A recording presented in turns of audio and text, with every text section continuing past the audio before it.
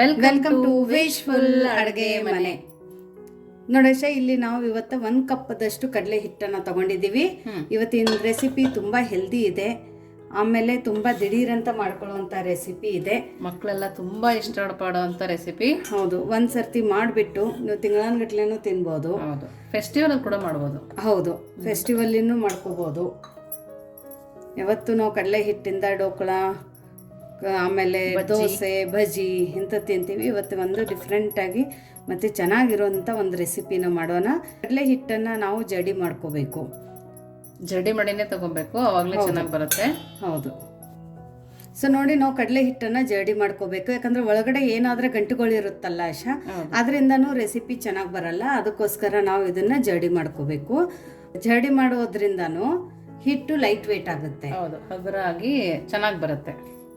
So ನೋಡಿ, ಇವತ್ತೇ ಕಡಲೆ ಹಿಟ್ಟು ನಾವು ಯಾವ ಮೆಜರ್ಮೆಂಟಿಂದ ತೊಗೊಂಡಿದ್ದೀರಾ, ಕಪ್ ಮೆಜರ್ಮೆಂಟ್ ಅಂದರೆ ಕಪ್ಪಿಂದ ತೊಗೊಳ್ಳಿ, ಬಟ್ಲಿದ್ರೆ ಬಟ್ಲಿಂದ ತೊಗೊಳ್ಳಿ. ನಿಮ್ಮ ಮನೆಯಲ್ಲಿ ಯಾವುದು ಯುಟೆನ್ಸಿಲಿಂದ ನೀವು ಮೆಜರ್ ಮಾಡ್ತೀರಾ ಅದೇ ಸೇಮ್ ಮೆಜರ್ಮೆಂಟನ್ನು ಇವತ್ತು ಇಡೀ ನಮ್ಮದು ರೆಸಿಪಿಗೆ ನಾವು ಯೂಸ್ ಮಾಡ್ಕೋಬೇಕು.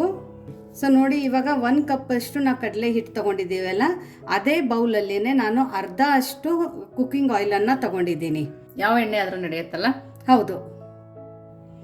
ಸೊ ನೋಡಿ, ಇಲ್ಲಿ ನಾನು ಅರ್ಧ ಕಪ್ಪಷ್ಟು ಕುಕ್ಕಿಂಗ್ ಆಯಿಲು ಅಂದರೆ ಅಡುಗೆ ಎಣ್ಣೆನ ನಾನು ಇಲ್ಲಿ ಯೂಸ್ ಮಾಡಿದ್ದೀನಿ. ಬಟ್ ನಾನು ಇವತ್ತು ಇಲ್ಲಿ ಗ್ರೌಂಡ್ನಟ್ ಆಯಿಲು ಅಂದರೆ ಕಡಲೆ ಬೀಜದ ಎಣ್ಣೆನ ಯೂಸ್ ಮಾಡಿದ್ದೀನಿ. ಇದನ್ನೆಲ್ಲ ನಾವು ಇದನ್ನು ನೀಟಾಗಿ ಮಿಕ್ಸ್ ಮಾಡ್ಕೋಬೇಕು. ಇದ್ರೊಳಗಡೆ ಏನಾದರೆ ಗಂಟುಗಳು ಇದ್ರೂ ನೀಟಾಗಿ ಮಿಕ್ಸ್ ಆಗುತ್ತೆ. ತುಂಬ ಈಸಿ ರೆಸಿಪಿ. ಸೊ ಇದು ನಮ್ಮದು ಹಳೆ ರೆಸಿಪಿನೇ. ನಾವು ಈಸಿಯಾಗಿ ಹೇಗೆ ಮಾಡೋದು ಅಂತ ನೋಡೋಣ. ತುಂಬ ದಿಢೀರಂತ ಮಾಡ್ಕೊಳ್ಳೋವಂಥ ರೆಸಿಪಿ. 15 ನಿಮಿಷ ನಿಮ್ಮ ಹತ್ರ ಟೈಮ್ ಇದ್ದರೆ ಸಾಕು, ಈ ರೆಸಿಪಿ ರೆಡಿ ಆಗುತ್ತೆ. 1 ಕಪ್ದಷ್ಟು ಕಡಲೆ ಹಿಟ್ಟಿಂದ ಮಾಡ್ಕೊಳ್ಳೋವಂಥ ರೆಸಿಪಿ. ಅಡುಗೆ ಮಾಡೋಕ್ಕೆ ಬರಲ್ಲ ಅನ್ನೋರು ಕೂಡ ಈಸಿಯಾಗಿ ಮಾಡ್ಕೊಬೋದು. ಹೌದು, ಇವನ್ ಬ್ಯಾಚುಲರು ಕೂಡ ಮಾಡ್ಕೋಬಹುದು. ಜಾಸ್ತಿ ಇಂಗ್ರೀಡಿಯೆಂಟ್ಸು ಬೇಕಾಗಿಲ್ಲ. ಹೌದು, ಜಾಸ್ತಿ ಟೈಮು ತಗೊಳ್ಳಲ್ಲ, ಬೇಗ ಆಗೋಗುತ್ತೆ. ಹೌದು, ಬಟ್ ವಿಡಿಯೋ ಸ್ಕಿಪ್ ಮಾಡದೆ ನೀವು ನೋಡಿದರೆ ನಿಮ್ಗೆ ಗೊತ್ತಾಗುತ್ತೆ. ಸ್ವಲ್ಪ ಆದರೆ ನೀವು ಮಾಡ್ಕೊಳ್ಳೋದ್ರಲ್ಲಿ ಮಿಸ್ಟೇಕ್ ಆಗಿದ್ರೆ ನಿಮ್ಮ ರೆಸಿಪಿ ಕರೆಕ್ಟಾಗಿ ಬರಲ್ಲ. ಸೊ ನೋಡಿ, ಇವಾಗ ಇದನ್ನೆಲ್ಲ ಮಿಕ್ಸ್ ಆಗಿದೆ ಅಲ್ಲ, ಹಿಟ್ಟು ಎಣ್ಣೆ ಎಲ್ಲ ಮಿಕ್ಸ್ ಆಗಿದೆ. ಇವಾಗ ನಾವು ಇದನ್ನು ಪಕ್ಕಕ್ಕಿಟ್ಟು ನೆಕ್ಸ್ಟ್ ಏನು ಮಾಡೋದು ಅಂತ ನೋಡೋಣ. ಸೊ ನೋಡಿ, ನಾನು ಎಣ್ಣೆ ತೊಗೊಂಡಿದ್ದೀನಲ್ಲ, ಅದೇ ಬೌಲನ್ನು ನಾನು ಇಲ್ಲಿ ತೊಗೊಂಡಿದ್ದೀನಿ. ಎಣ್ಣೆ ಎಲ್ಲ ನಾವು ಕಡಲೆ ಹಿಟ್ಟಿನ ಒಳಗಡೆ ಆಲ್ರೆಡಿ ಹಾಕೊಂಡಾಗಿದೆ. ಸೊ ಮತ್ತೆ ಅದೇ ಬೌಲಕ್ಕೆ ಅರ್ಧ ಕಪ್ಪಷ್ಟು ಎಣ್ಣೆ ತೊಗೊಂಡಿದ್ವಿ. ಇವಾಗ ಇಲ್ಲಿ ನಾನು ಅರ್ಧ ಕಪ್ಪಷ್ಟು ತುಪ್ಪನ ಬಿಸಿ ಮಾಡಿ ತೊಗೊಂಡಿದ್ದೀನಿ. ಬಿಸಿ ಮಾಡೇ ತೊಗೊಬೇಕು, ಇಲ್ಲಾಂದರೆ ಸ್ವಲ್ಪ ಗಟ್ಟಿ ಇರುತ್ತಲ್ಲ. ಹೌದು. ಸೊ ನೋಡಿ, ಇದು ತುಪ್ಪ. ಇವಾಗ ನಾನು ಇದನ್ನು ಬಿಸಿ ಮಾಡಿಕೊಂಡು ಒಂದು ಬೌಲಿಗೆ ಹಾಕ್ಕೊಂಡು ಪಕ್ಕಕ್ಕಿಡೋಣ. ಇದ್ರ ಕೆಲಸ ನಮಗೆ ಆಮೇಲೆ ಇದೆ. ಸೊ ನೋಡಿ, ಇಲ್ಲಿ ನಾನು ದಪ್ಪ ತಳ ಇರೋದು ಕಡೆಯನ್ನು ತಗೊಂಡಿದ್ದೀನಿ. ಇಲ್ಲಿ ನಾನು ಕಬ್ಬಿಣದ ಕಡೆಯನ್ನು ತಗೊಂಡಿದ್ದೀನಿ. ನಾನ್ ಸ್ಟಿಕ್ ಬೇಕಾದ್ರೂ ನೀವು ತಗೋಬಹುದು. ಇವಾಗ ನೋಡಿ, ಎಷ್ಟು ಕಡಲೆ ಹಿಟ್ಟು ತಗೊಂಡಿದ್ದೀವಿ ಅಷ್ಟೇ ಇಲ್ಲಿ ನಾನು ಸಕ್ಕರೆನ ತಗೊಂಡಿರೋದು. ಸಾಕಾಗತ್ತಾ? ಅಷ್ಟು ಸಾಕಾಗುತ್ತೆ. ಆಮೇಲೆ ಇವಾಗ ಎಷ್ಟು ಸಕ್ಕರೆ ಇದೆ ಅದ್ರದ್ದು ಅರ್ಧ ಇಲ್ಲಿ ನಾವು ನೀರನ್ನು ಹಾಕೋಬೇಕು. ನೋಡಿ, ಎಲ್ಲ ಮೆಜರ್ಮೆಂಟು ಕರೆಕ್ಟಾಗಿ ನೋಡ್ಕೊಂಡು ಮಾಡಬೇಕು. ನೀವು ಇಲ್ಲ ಅಂದರೆ ಸಕ್ಕರೆ ಮುಣಗೋಷ್ಟು ನೀರು ಹಾಕಿದ್ರೂ ನಡೆಯುತ್ತೆ. ಸೊ ನೋಡಿ, ಫ್ಲೇಮನ್ನು ನಾನು ಇವಾಗ ಹೈ ಫ್ಲೇಮಲ್ಲಿ ಇಟ್ಕೊಂಡಿದ್ದೀನಿ. ಅಕಸ್ಮಾತ್ ನೀರು ಜಾಸ್ತಿ ಆಗಿದ್ರೂ ಟೆನ್ಷನ್ ತಗೋಬೇಡಿ, ಇಲ್ಲ ಅಂದರೆ ಪಾಕ ಲೇಟಾಗಿ ಬರುತ್ತೆ, ಅಷ್ಟೇ ಡಿಫ್ರೆನ್ಸ್ ಆಗೋದು. ಬಟ್ ನೀವು ಈ ಥರ ಕರೆಕ್ಟ್ ಮೆಜರ್ಮೆಂಟಿಂದ ತಗೊಂಡಿದ್ರೆ ನಿಮ್ಮ ಪಾಕನೂ ಬೇಗ ಬಂದ್ಬಿಡುತ್ತೆ. ಸೊ ಇಲ್ಲಿ ನಾವು 1 ಎಳೆ ಪಾಕ ಬರೋ ತನಕನೂ ಇಲ್ಲಿ ಪಾಕ ಮಾಡ್ಕೋಬೇಕು. ಫ್ಲೇಮನ್ನು ಮಾತ್ರ ಹೈ ಫ್ಲೇಮಲ್ಲಿನೇ ಇಟ್ಕೊಂಡು ಕೈ ಆಡಿಸ್ತಾ ಹೋಗಿ. ಕೈ ಆಡಿಸೋದು ಮಾತ್ರ ಬಿಡಬಾರ್ದು. ಹೌದು. ಸೊ ನೋಡಿ, 1 ನಿಮಿಷದಲ್ಲಿನೇ ನಮ್ಮ ಪಾಕ ಇಲ್ಲಿ ಆಲ್ಮೋಸ್ಟ್ ರೆಡಿ ಆಗ್ತಾ ಇದೆ. ಸೊ ನೋಡಿ, ಇಲ್ಲಿ ಪಾಕ ಕುದೀತಾ ಇದೆ. ಇದಕ್ಕೆ ಜಾಸ್ತಿ ನಮಗೆ ತಾರ್ ಬರೋ ತನಕ ಕುದಿಸೋದಿಲ್ಲ ಆಶಾ. 1 ಎಳೆ ಪಾಕ ಬರೋ ತನಕನೇ ಕುದಿಸ್ಬೇಕು. ನೀವು 1 ಎಳೆ ಪಾಕಕ್ಕಿಂತ ಸ್ವಲ್ಪ ಜಾಸ್ತಿ ತಗೊಂಡಿದ್ರೆ ನಾವು ಮಾಡೋವಂಥ ರೆಸಿಪಿ ಗಟ್ಟಿ ಆಗುತ್ತೆ. ಓಕೆ. ಮಕ್ಕಳು ಸ್ಕೂಲಿಂದ ಬರೋ ಅಷ್ಟರೊಳಗೆ ಮಾಡಿಟ್ಟಿದ್ರೆ ಎಷ್ಟು ಖುಷಿ ಪಡ್ತಾರಲ್ಲ. ಹೌದು. ಇವನ್ ನೀವು ಎಲ್ಲಾದ್ರೂ ಪ್ರಯಾಣಕ್ಕೆ ಹೋಗ್ಬೇಕಂದ್ರೂ ಹೌದು ಮಾಡ್ಕೊಂಡು ತಗೊಂಡು ಹೋಗ್ಬೋದು. ಇವನ್ ಕಿಟ್ಟಿ ಪಾರ್ಟಿ ಮಾಡಿದಾಗ ಕೂಡ ಮಾಡಿಟ್ಟು ತುಂಬ ಚೆನ್ನಾಗಿರುತ್ತಲ್ಲ. ಹೌದು. ಸೊ ನೋಡಿ, ಇವಾಗ ನಾನು ಫ್ಲೇಮನ್ನು ಲೋ ಅಲ್ಲಿ ಇಟ್ಕೊಂಡಿದ್ದೀನಿ. ನಾನು ನಿಮ್ಗೆ ಇಲ್ಲಿ ತೋರಿಸ್ತೀನಿ ಯಾವ ಥರ ಬರಬೇಕು ಪಾಕ ಅಂತ. ನೋಡಿ, ಫುಲ್ 1 ಎಳೆ ಬಂದಿದೆ. ನೋಡಿ, ಹೀಗೆ ಕೈ ಇದನ್ನು ಮಾಡಿದರೆ ಇಲ್ಲಿ 1 ಎಳೆ ಪಾಕ ಬಂದಿದೆ. ಇವಾಗ ಇಮಿಡಿಯೇಟ್ ಆಗಿ ನಾವು ಇದೇನು ಎಣ್ಣೆಯಲ್ಲಿ ಹಾಕೊಂಡಿದ್ವಲ್ಲ ಕಡಲೆ ಹಿಟ್ಟು, ಅದನ್ನು ನಾವು ಹಾಕೋಬೇಕು. ನೋಡಿ, ಎಲ್ಲದನ್ನು ಸೇರಿಸ್ಕೊಂಡಿದ್ದೀವಿ. ಇದನ್ನು ಇವಾಗ ಫ್ಲೇಮನ್ನು ನಾವು ಮೀಡಿಯಮ್ ಫ್ಲೇಮಲ್ಲಿ ಇಟ್ಕೊಂಡೇ ಇಮಿಡಿಯೇಟಾಗಿ ಕೈ ಆಡಿಸ್ಬೇಕು. ಇಲ್ಲಾಂದರೆ ಇದನ್ನು ಗಂಟು ಥರ ಆಗಿಬಿಡುತ್ತೆ, ಲಮ್ಸ್ ಆಗಿರಬಾರ್ದು.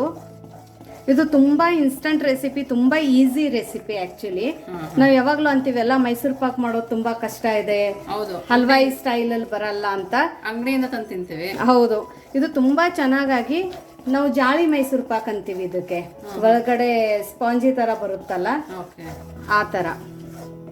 ಸೊ ಕೈ ಬಿಡದೆ ಇದನ್ನು ನಾವು ಮಿಕ್ಸ್ ಮಾಡಬೇಕು. ಸೊ ಇವಾಗ ನಾವೇನು ತುಪ್ಪ ತಕೊಂಡು ಇಟ್ಕೊಂಡಿದ್ವಲ್ಲ ಆಶಾ, ಅರ್ಧ ಬಟ್ಲಷ್ಟು, ಅದನ್ನ ಸ್ವಲ್ಪ ಸ್ವಲ್ಪ ಡಿವೈಡ್ ಮಾಡಿ ಮಾಡಿ ನಾವು ಇದ್ರ ಒಳಗಡೆ ಹಾಕೋತಾ ಹೋಗಿ ಇದನ್ನ ನಾವು ಕುದಿಸ್ಬೇಕು. ನೋಡು, ತುಪ್ಪ ಹಾಕಿದ ತಕ್ಷಣ ಇಲ್ಲಿ ಮತ್ತೆ ಎಲ್ಲ ಚೇಂಜ್ ಆಗುತ್ತೆ. ಸ್ವಲ್ಪನೇ ಹಾಕೊಳ್ತಾ ನಾವು ಕಲ್ಸ್ಕೊಬೇಕು. ಹೌದು. ಇವನ್ ಇವ್ರೇನ್ ಮಾಡ್ತಾರೆ ಹಲ್ವಾಯಿ ಸ್ಟೈಲಲ್ಲಿ ಅಂದ್ರೆ ಒಂದ್ ಕಡೆ ತುಪ್ಪ ಮತ್ತೆ ಎಣ್ಣೆ ಬಿಸಿ ಮಾಡೋಕೆ ಇಟ್ಕೊಂಡು ಬಿಸಿ ಬಿಸಿ ಎಣ್ಣೆ ತುಪ್ಪನೂ ಹಾಕ್ತಾರೆ. ಬಟ್ ಇವತ್ತೇ ನಾವು ತುಂಬಾ ಈಸಿ ಮೆಥಡ್ ಅಂತ ಹೇಳಿದ್ದೀನಿ, ಹಂಗಾಗಿ ಈ ಮೆಥಡ್ ಅಲ್ಲಿನೂ ಮಾಡಿದ್ರು ತುಂಬಾ ಚೆನ್ನಾಗಿ ಬರುತ್ತೆ, ಅದೇ ತರ ಬರುತ್ತೆ. ಬಟ್ ಫ್ಲೇಮನ್ನ ಮಾತ್ರ ಕಡಲೆ ಹಿಟ್ಟು ಹಾಕಿದ ನಂತರ ಮೀಡಿಯಂ ಫ್ಲೇಮಲ್ಲಿನೇ ಇಡಬೇಕು. ಸೊ ನೋಡಿ, ಇಲ್ಲಿ ಕಲರ್ ಎಲ್ಲ ಚೇಂಜ್ ಆಗ್ತಾ ಇದೆ. ಇವಾಗ ನಾನು 3 ಬ್ಯಾಚಲ್ಲಿ ಇಲ್ಲಿ ತುಪ್ಪನ ಹಾಕ್ಕೊಂಡಿದ್ದೀನಿ. ಅಂದರೆ ಒಂದು ಸರ್ತಿಗೆ ನಾನು ಒಂದು 3 ಇಂದ 4 ಟೇಬಲ್ ಸ್ಪೂನ್ ಅಷ್ಟೇ ಇಲ್ಲಿ ನಾನು ತುಪ್ಪನ ಬಳಸ್ತಾ ಇರೋದು. ಸುಮ್ಮನೆ ಸ್ವಲ್ಪ ಸ್ವಲ್ಪ ಹಾಕ್ತಾ ತಿರುತ್ತಾ ಇದ್ದೀನಿ. ಸೊ ಇದು ಕಬ್ಬಣದಿರೋದ್ರಿಂದ ಸ್ವಲ್ಪ ತಳ ಹತ್ತುತ್ತೆ, ಹಾಗಾಗಿ ಕೈ ಬಿಡದೇನೆ ಮಾಡಬೇಕು. ನಾನ್ ಸ್ಟಿಕ್ಕಲ್ಲಿ ಅಂದರೆ ನಮಗೆ ಯಾವುದೇ ತೊಂದರೆ ಆಗಲ್ಲ. ಬರೀ 4 ಪದಾರ್ಥನ ಬಳಸಿ ಈಸಿಯಾಗಿ ಮಾಡ್ಕೊಳ್ಬೋದು. ಹೌದು, ಮನೇಲಿರೋ ಪದಾರ್ಥ ಆದ್ರೆ ಸಾಕಾಗತ್ತೆ, ನಾವು ತರಬೇಕು ಅನ್ನೋದಿರಲ್ಲ. ಸೊ ನೋಡಿ, ಇವಾಗ ಉಳಿದಿರೋದೆಲ್ಲ ತುಪ್ಪನೂ ನಾನು ಹಾಕೋತಾ ಇದ್ದೀನಿ. ಹಾಕೊಂಡ್ಬಿಟ್ಟು ಇವಾಗ ಫ್ಲೇಮನ್ನು ಮತ್ತೆ ನಾನು ಸ್ವಲ್ಪ ಮೀಡಿಯಮಲ್ಲಿ ಇಟ್ಕೋತೀನಿ. ಮೀಡಿಯಮ್ ಟು ಹೈ, ತುಂಬ ಮೀಡಿಯಮಲ್ಲಿನೂ ಇಟ್ಕೋಬೇಡಿ, ಮೀಡಿಯಮ್ಗಿಂತ ಒಂದು ಸ್ವಲ್ಪ ಜಾಸ್ತಿ ಇಟ್ಕೊಳ್ಳಿ. ಇಟ್ಕೊಂಡ್ಬಿಟ್ಟು ಇದೇ ಥರ ನಾವು ಇಮಿಡಿಯೇಟಾಗಿ ಕೈ ಆಡಿಸ್ತಾ ಹೋಗೋಣ. ಇವಾಗ ನೋಡಿ, ಇಲ್ಲಿ ನೊರೆ ಬರೋಕ್ಕೆ ಸ್ಟಾರ್ಟ್ ಆಗಿದೆ. ಹೌದು,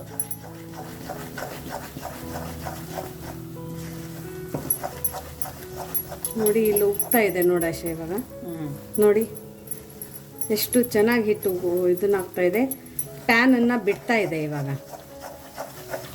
ನೀವು ಇದಕ್ಕೆ ಫ್ಲೇವರಿಗೆ ಸ್ವಲ್ಪ ಕೆವಡ ವಾಟರು ಅಥವಾ ಏಲಕ್ಕಿ ಪುಡಿನ ಹಾಕೋಬಹುದು. ಬಟ್ ನಮ್ಮ ಮನೇಲಿ ಒಂದು ಸ್ವಲ್ಪ ಪ್ಲೇನ್ ಇಷ್ಟಪಡ್ತಾರೆ ನ್ಯಾಚುರಲ್ ಆಗಿ, ಹಾಗಾಗಿ ನಾನು ಯಾವುದೂ ಹಾಕೋತಾ ಇಲ್ಲ. ಸೊ ನೋಡಿ, ಇವಾಗ ಇದು ಆಗಿದೆ. ಇವಾಗ ನಾನು ಫ್ಲೇಮನ್ನು ಆಫ್ ಮಾಡಿಬಿಟ್ಟು ಇಮಿಡಿಯೇಟಾಗಿ ನಾವು ಇದನ್ನು ಟ್ರಾನ್ಸ್ಫರ್ ಮಾಡೋಣ. ಪ್ಯಾನಿಂದ ಬಿಡಕ್ಕೆ ಸ್ಟಾರ್ಟ್ ಆದ ತಕ್ಷಣ ತಗೊಂಡ್ಬಿಡ್ಬೇಕಲ್ವಾ? ಹೌದು. ನೋಡಿ, ನಾವು ಒಂದು ಪಾತ್ರೆ ತಗೊಂಡು ಅದರಲ್ಲಿ ಬಟರ್ ಪೇಪರ್ನ ಹಾಕೊಂಡಿದ್ದೀವಿ. ಅದರೊಳಗಡೆಗೆ ಈಗ ನಾವು ಮಾಡಿದ್ವಲ್ಲ ಅದನ್ನು ಸೇರಿಸ್ಕೊಳ್ತಾ ಇದ್ದೀವಿ. ಸೊ ನೋಡಿ, 1 ಸ್ಪೂನಿಂದ ಲೈಟ್ ಕೈಯಿಂದ ಪ್ರೆಸ್ ಮಾಡಬೇಡಿ, ಲೈಟ್ ಕೈಯಿಂದ ನಾವು ಇದನ್ನು ಈಕ್ವಲ್ ಮಾಡ್ಕೊಳ್ಳೋಣ. ಇದು ತಣ್ಣಗಾಗೋಕ್ಕೂ ಏನು ಜಾಸ್ತಿ ಹೊತ್ತು ಟೈಮ್ ತಗೊಳ್ಳಲ್ಲ, 10 ರಿಂದ 15 ನಿಮಿಷ ಸಾಕು. ನಾವು ಎಕ್ಸೆಸ್ ಯಾವುದೇ ತುಪ್ಪ ಆಗಲಿ ಎಣ್ಣೆ ಆಗಲಿ ಯಾವುದೂ ತೆಗಿತಾ ಇಲ್ಲ. ಸೊ ಇದನ್ನು ತಣ್ಣಗಾಗೋಕ್ಕೆ ಒಂದು 15 ನಿಮಿಷ ಬಿಡೋಣ. ಸೊ ನೋಡಿ, 10 ನಿಮಿಷ ಆಗಿದೆ. ಇದನ್ನು ಇವಾಗ ನಾವು ಡಿಮೋಲ್ಡ್ ಮಾಡೋಣ. ಸೊ ನೋಡಿ, ಹಾಕಿದ ತಕ್ಷಣ ಬಂದ್ಬಿಡುತ್ತೆ ಕೆಳಗಡೆ. ಸೊ ಇದನ್ನು ನಾನು ಇವಾಗ ಕಟ್ ಮಾಡಿ ತೋರಿಸ್ತೀನಿ. ಸೊ ಇನ್ನೂ ಇದು ಬಿಸಿ ಇದೆ, ಯಾಕಂದರೆ 10 ನಿಮಿಷದಲ್ಲಿನೇ ನಾವು ಇದನ್ನು ತಕ್ಕೋಬೇಕು, ಇಲ್ಲಾಂದರೆ ಕಟ್ ಮಾಡೋಕ್ಕಾಗಲ್ಲ. ಸೊ ನೋಡಿ, ಎಷ್ಟು ಚೆನ್ನಾಗಿ ಕಟ್ ಆಗ್ತಾ ಇದೆ. ಸೊ ಬಿಸಿದು ಹಾಕೋದ್ರಿಂದ ನಮಗೆ ಕಲರ್ ತುಂಬ ಚೆನ್ನಾಗಿ ಬರುತ್ತೆ. ಸೊ ನೋಡಿ, ಇದು ಎಷ್ಟು ಚೆನ್ನಾಗಿ ಬಂದಿದೆ. ನೀವು ಬೇಕಂದರೆ ಪಕ್ಕದೆಲ್ಲ ತೆಗೆದುಬಿಟ್ಟು ಇದನ್ನು ಸ್ಕ್ವೇರಲ್ಲಿ ಅಥವಾ ರೆಕ್ಟ್ಯಾಂಗಲಲ್ಲಿ ನಿಮಗೆ ಯಾವ ಥರ ಬೇಕೋ ಆ ಥರ ನೀವು ಇದನ್ನು ಕಟ್ ಮಾಡ್ಕೋಬೋದು. ತುಂಬ ಚೆನ್ನಾಗಿ ಬಂದಿದೆ. ಚೆನ್ನಾಗಿ ಬಂದಿದೆ. ಇಲ್ಲಿ ಲೇಯರ್ ಚೆನ್ನಾಗಿ ಬಂದಿದೆ. ಇಲ್ಲಿ ಒಳಗಡೆ ಕಲರ್ ನೋಡಿ ಎಷ್ಟು ಚೆನ್ನಾಗಿ ಬಂದಿದೆ. ಓಪನ್ ಮಾಡಿ ತೋರಿಸ್ತೀನಿ ನೋಡಿ, ತುಂಬ ಜಾಳಿಯಾಗಿ ಬಂದಿದೆ. ಇದೇ ಥರ ಮಾಡ್ತಾರೆ ಹಲ್ವಾಯಿನು. ಸೊ ನೀವು ಇದೇ ಪ್ರೊಸೆಸಲ್ಲಿ ಮಾಡಿ ನೋಡಿ, ಎಷ್ಟು ಚೆನ್ನಾಗಿ ಬಂದಿದೆ ನೋಡಿ.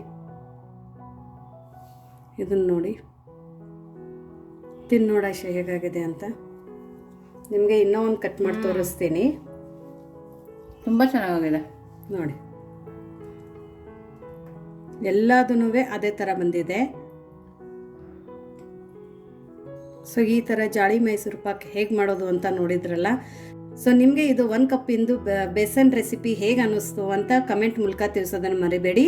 ಇನ್ನೂ ನಮ್ಮ ಚಾನಲ್ನ ಲೈಕ್ ಮಾಡಿಲ್ಲ ಅಂದರೆ ಲೈಕ್ ಮಾಡಿ, ಶೇರ್ ಮಾಡಿ, ಸಬ್ಸ್ಕ್ರೈಬ್ ಮಾಡಿ. Thank you.